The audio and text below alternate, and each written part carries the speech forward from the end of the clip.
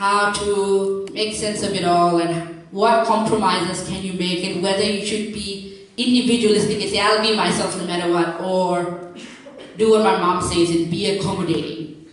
Take what's the best thing for you. Do I have all the answers? No. I think every time I come up with an answer, it just comes up with 50 million more questions. So is my sexuality more important in my culture or religion? I don't think that's a fair question to ask. And I've been to places where they expect you to choose one and stick with it. But, you know, we are people. We can't separate one thing from another. It's how they intersect that makes up how we navigate in this world. So it's not that one is more important than the other. It's that they're all important in some way. Thank you.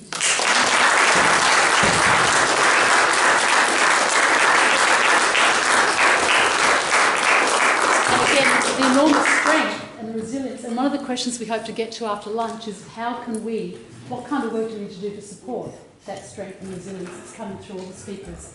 Hand it over to Chris.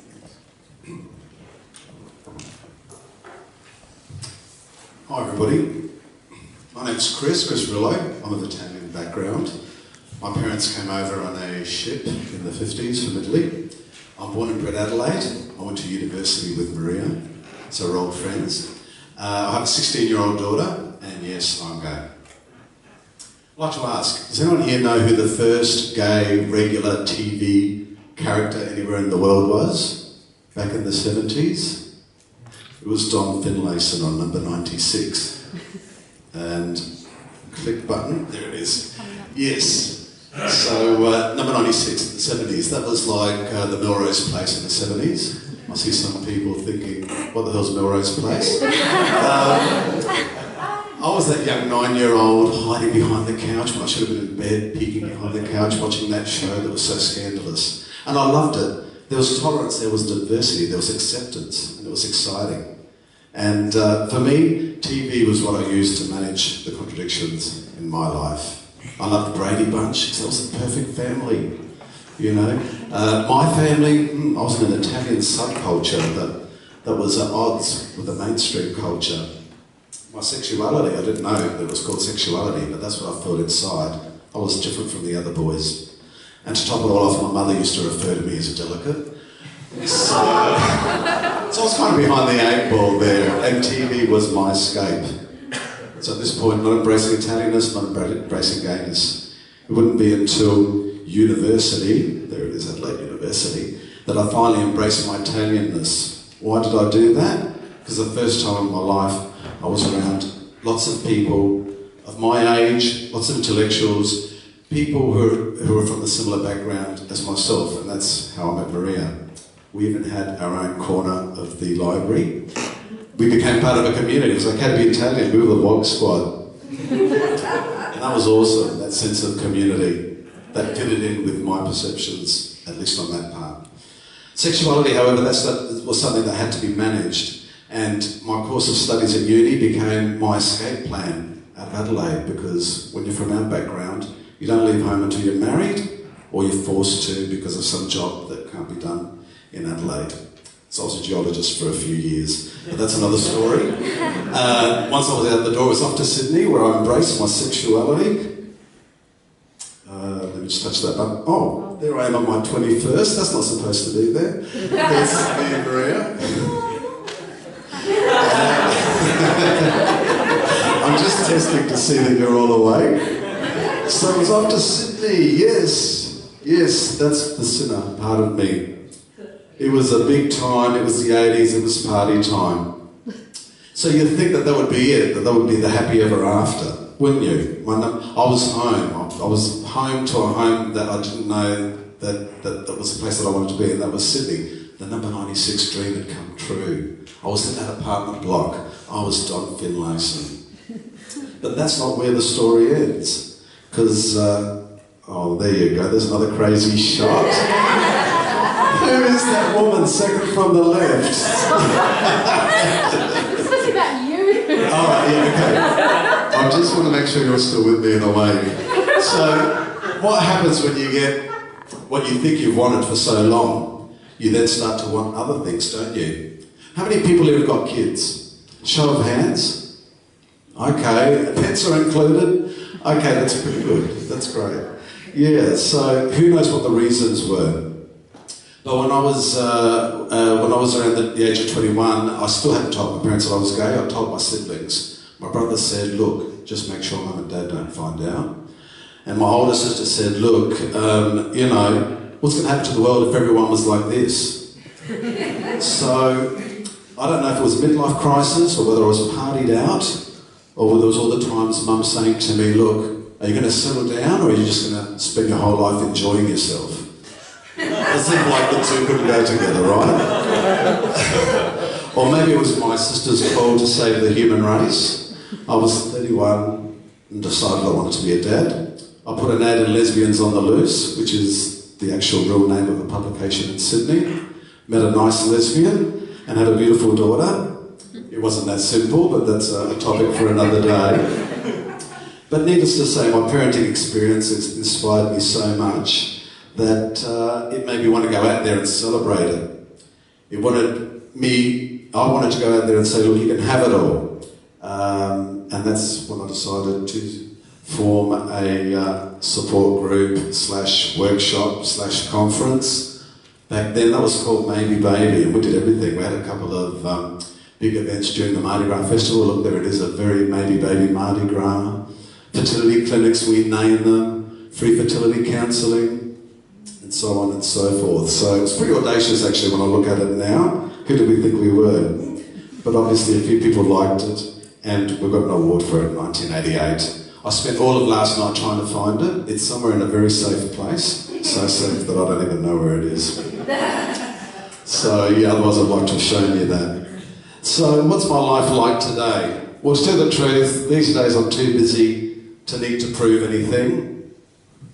I just feel like I'm an ordinary parent these days, and I let others take on the challenge of pushing the boundaries. Even my own mother, who's 87 now, a few years ago was asked, well, look, you know, what's your son doing? Is he engaged? Is he married? Is he living with somebody? And my mum said, well, look, no, none of those. He's doing something modern. So, that was her way of deflecting it. So currently we were the original modern family. And a few weeks ago on the aeroplane I met a couple of guys. Two guys who were coming back from San Diego in America. They were bringing back their little 7-day-old baby twins that they'd gone to America to pick up from the surrogate. And they already had a 1.5-year-old in tow and 2 nannies. And I thought to myself, I'm so boring, you know, like I'm totally passé. Look, these are the trailblazers now. My mother, guys on planes. So when I was a 9-year-old, I needed fictitious characters to inspire me. Nowadays, there are real people that you meet every day that inspire you. And a lot of them are in this room, actually. I've really enjoyed what I've heard so far.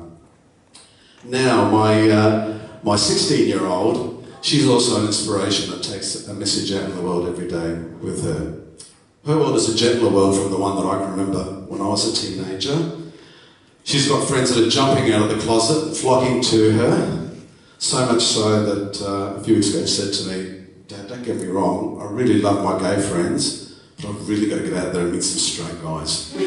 So, yeah, she describes herself as a magnet for gay men.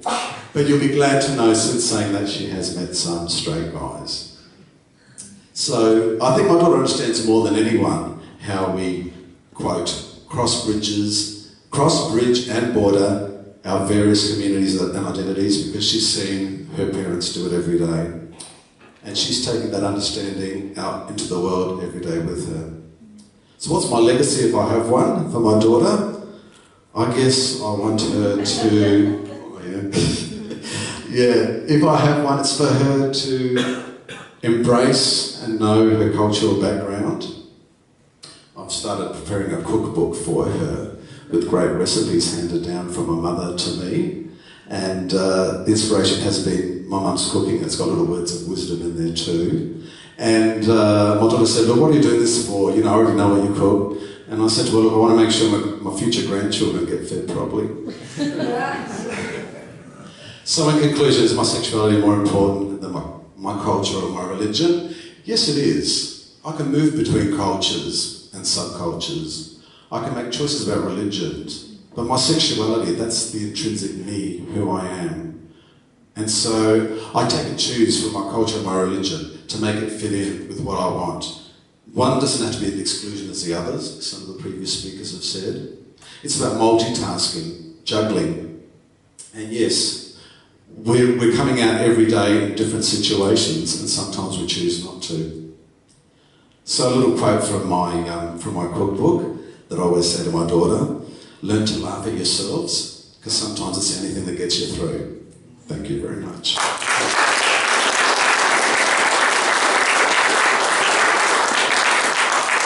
Thank you, Chris. As my daughter said, that was totes cringe, but anyway. Tanya.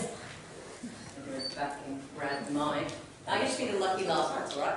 I get to be the lucky last speaker, and after I finish, you get to have lunch, so I know everyone will pay attention to me. Not that you didn't pay attention to all the speaks before, because it's incredibly moving, and no matter how much you might think your story is important, when you hear someone else's story, you realise again and again that their story is just as important. So I know Maria will do this afterwards, but I just would like to say thank you for sharing your stories here today.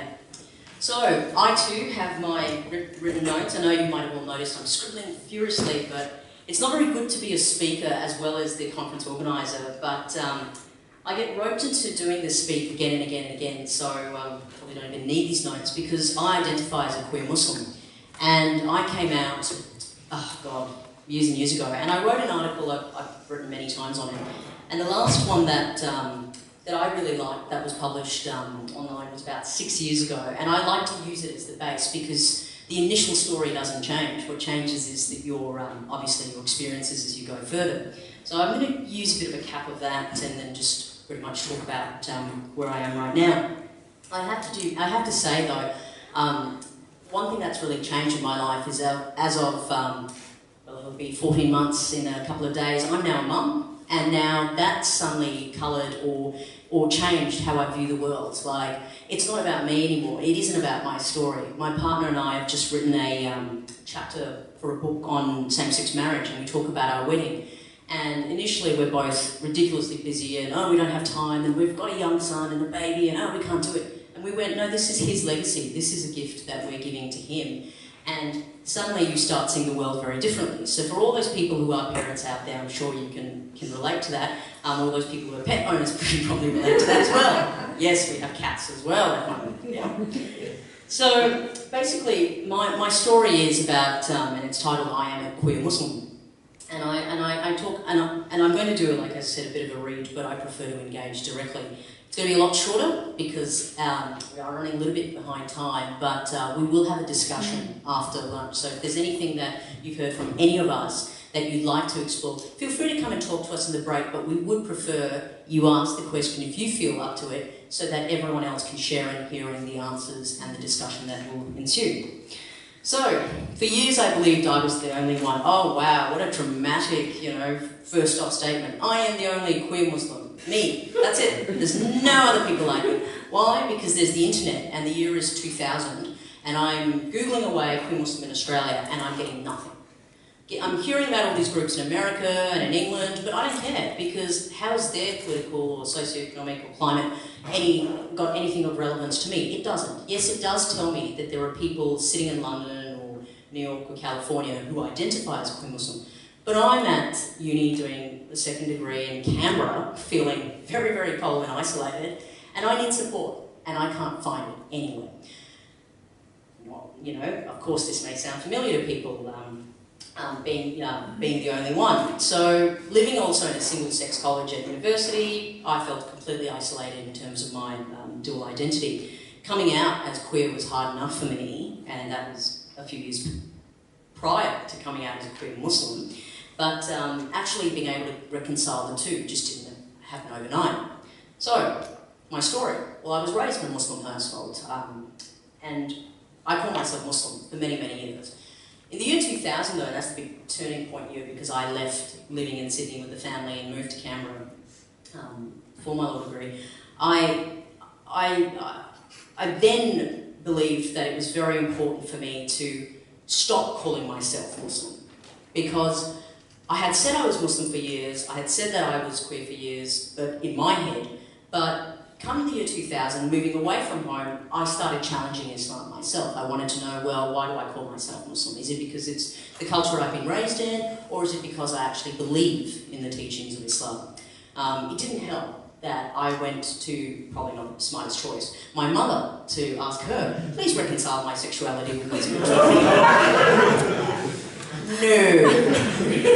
Mother, in fact, who is absolutely fantastic, had been the one who had dragged me out of the closet a few years earlier. And quick aside, funny story, it was the morning of a cricket match, yes, I play cricket, and the cricket team was staying over. None of the women there were queer or gay, dyke, whatever, none of them were, just me. And that morning, we're about to go off to a match, and my sister's giggling, she's in the room right now, because she remembers this as well. My mum says to me, I'm about to walk out the door, I'm in my whites, everyone else is in their cars, and she goes, are you a lesbian? And I'm like, I have to go and bowl 8 overs, what are you talking about? I'm going to go now. And she's like, are you a lesbian? And I remember she said too, well, if you are, don't bother coming home that night, after the game. And it was absolutely gut-wrenching and horrible. And I called my sister, and it was just, it was a horrible, horrible day. I did go home because I didn't believe in that threat, whether it's true or not, and I don't know what would have happened if Mum had actually made good on it. But I do know that my mother struggled with the concept of me not having an alternative sexuality. She still sometimes uses the word alternative, or alternate, one, and she doesn't mean it offensively, she more sees it as being on the fringes. And for her, one of the things that she finds, and I'll fast forward to where I am now, is that she's completely accepting of my sexuality, my partner, our young son, but she's also very conscious of, if you do celebrate your sexuality, your life is inevitably going to be harder. You have to go through all these different hurdles, whether it's in our legal sphere, whether it's in our social sphere, whether it's finding our communities or where we are. Which is wonderful that my mother recognises it. Not so good when she goes up to the, Queenie Twinkie gay boy at the Mac counter at David Jones and goes, oh, your life is so hard, I feel for you. And he just goes, oh, whatever. So yeah, so good on Mum, but yeah. Look, so I'm in here and backtrack to year 2000, and I decided I don't need my spirituality. I don't need to be Muslim. It's just a whole crock of nonsense. There are a bunch of crazy religions out there and I don't want to have any part of it. But then what happens is I actually become quite depressed. I do. I start going through quite a few mental issues because I then realise this spirituality actually calms me, it grounds me. It is something that I have actively chosen to because there is something in it that I have identified with, that I get peace on. So then I do the reverse thing and I go, well, you know what? Sorry, Mum, but you're not the boss of my Muslimness. You're not. Sorry, Dad. Sorry, world. Sorry, Muslims who will say I'm not Muslim. I say I am. So I decide to embrace it. Then trying to embrace the Muslim bit and the queer bit, not so easy. So what do? I start up the Queer Muslims in Australia young. I did it, you know. I didn't use my name. In fact, this article is written as Ali M, and for years I never used my full name because I was terrified that some crazy fundamentalist is going to come and kill my parents. I didn't care about myself, but I was so worried about my mum and dad, my sister. So I closeted my name, but I was completely out there at rallies, getting my photo taken, speaking at events like this, yet going, my name is Ali M, because, oh no, they won't associate my face with my actual name. Of course, it's nonsense. But I did it because I was trying to protect them. Fast forward again, let's move all the way till 2009 or so, and here it gets kind of sad and bad. Well, 2007, sorry, I'm going to backtrack a bit.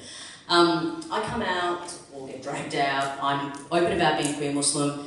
Parents are not completely celebrating, going, yay, our daughter's a queer Muslim. Number one, Mum and Dad don't understand why I would use the word queer, because of course their generation says no. So my mother keeps on trying to get me to say, why can't you call yourself a lesbian? It's such a nicer sounding word. Then I try to get into the discussion about what queer means, and then I go, do I really want to talk to my mother about having sex with men? No, I don't. So I go, no, don't get the false hope there. So I just go, stay with the queer, only like women, not even go there. And so what basically happens is that in 2007, I tell my parents I'm queer Muslim, not celebrating. But then I tell my uncle, who is my mother's brother, who I'm extremely close to, who I think is going to go, oh, wow, okay, that's interesting, and just move on. To which I get told, no, that's not possible. You're a woman and you're meant to reproduce and have babies. Now, my uncle isn't an obnoxious, horrible man, that doesn't sound like he is, but he's just looking at things, well, genetically, you have great genes, therefore you should reproduce. His brain is just going tick, tick, tick that way. I don't blame him, that's the way he's thinking about it. What I cannot believe is when I go, a couple of biological issues, I may not ever be able to have kids, but even if I can, I can't, I'm trying to tell you, share something about me to you, to which he then proceeds to not speak to me for nearly a year. My uncle, okay, well the irony, like, and we heard this earlier, like, this is not my mother going, get out, you know, you're disowning. This is my uncle disowning me. The irony that I'm not being supported from someone who, yes, he's my mother's brother, but he is like a father to me, you know, very tight-knit, close, small family. So I had to go through that loss for a very long time as well. And then basically I also realised that my parents weren't accepting my relationship the way they accepted other heterosexual relationships around me. And initially I thought, oh, that's because we're queer and my parents are not accepting it. Now, I have to say that throughout all of this, and the reason the reason I never did anything stupid to myself is because of my sister, who is in the room here today. But my sister, who's 5 years younger, but might as well be the big sister, has always been my rock. And she has kept me from doing anything stupid to myself or to walking out on my parents or doing anything. And you can use the euphemism any way you like. But my sister has always been my support, who's always accepted me saying I'm a queer Muslim. In fact, she jokes that I'm more Muslim than her because I wear a little prayer every single day of my life. I say my prayers. Our son is being raised Muslim. Like, my sister jokes about how, yeah, you're the queer one who's got more Muslimness about you than I do. And so her support has been one of the most important things to me. But with my relationship being acknowledged and respected, I had to have the public spectacle. I had to have the wedding, and I did that. Granted, Catherine was 6 months pregnant, so it had to be dry, although my father wanted it that way as well. And it was high tea in the middle of the day. But I had to do the public spectacle. So this is the irony. Coming from a Muslim background, not super conservative, but yeah, relatively conservative. No one's doing porn in my family either. Being a relatively conservative background, my parents needed me to do the public spectacle, have the big wedding, so they could see all these people that celebrated our relationship, so they could celebrate my relationship. That's the irony, because for years I re-closeted myself. I went back into the closet. I said, okay, I'm queer Muslim, thank you for accepting me, but now I won't talk about it, and no one will mention it. And when Catherine and I come over, yeah, okay, we'll sleep in separate beds, which is what we've had to do for years. Now, we had this wedding in January last year. I should remember that, shouldn't I? We had this wedding just about a year or so ago, and now we get to sleep in the same bed. I mean, hello.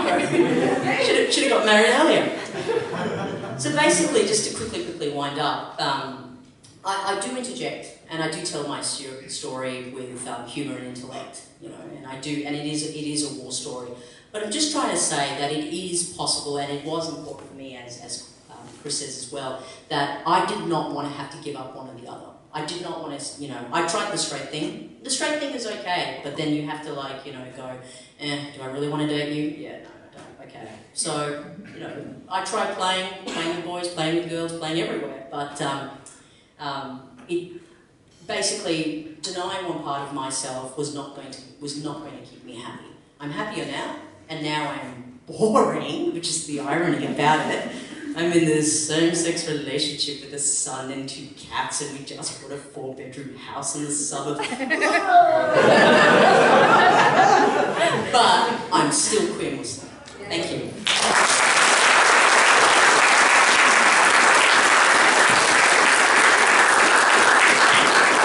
Could we thank all our speakers for such generosity and passion.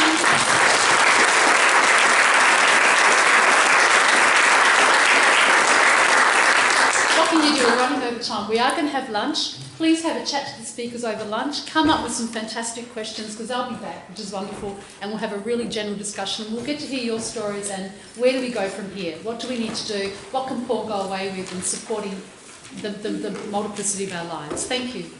We just mentioned on the lunch that it's just great outside the room. There's sandwiches and drinks and all that on the table. If you could eat outside, probably be back in 20 minutes if that's okay. I know it's just slightly short of break, but we've got